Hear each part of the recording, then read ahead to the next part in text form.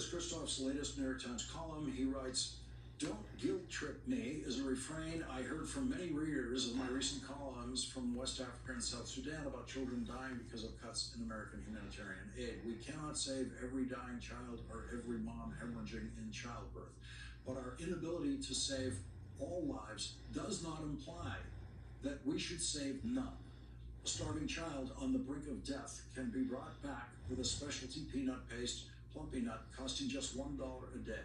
And the anemia that often causes women to hemorrhage and die in childbirth can be prevented with prenatal minerals and vitamins costing $2.13 for an entire pregnancy.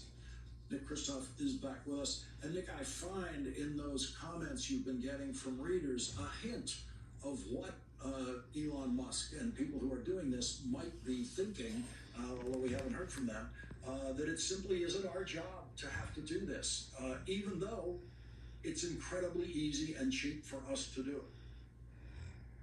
Yeah, do you remember when Musk said that empathy was the greatest weakness of Western civilization?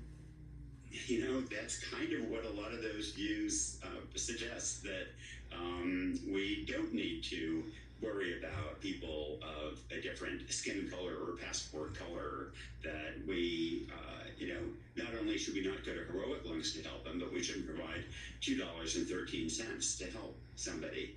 And, I hope we're better than that. I hope we manage to claw back some of this funding, and we're not going to save every person, but boy, we can, when we do things right, the way we turned the tide on AIDS, as you know, with PEPFAR, I mean, we've done some heroic things. We celebrate a fireman who saved one life. I mean, American citizens, through their tax dollars, have been saving vast millions of lives with USAID until now.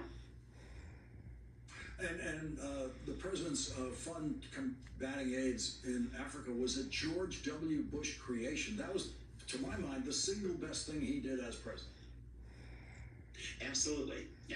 And, I think, Lawrence, what offends me is that it's not just the cruelty, it's not just economizing, but it's just utter incompetence. I mean, Doge talked about efficiency.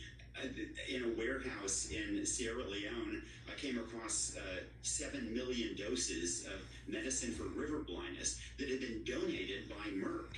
They were free. They've been transported by Merck. They're in this locked warehouse, and along with millions of doses of other medicines, and now they can't be distributed because USAID has been shut down.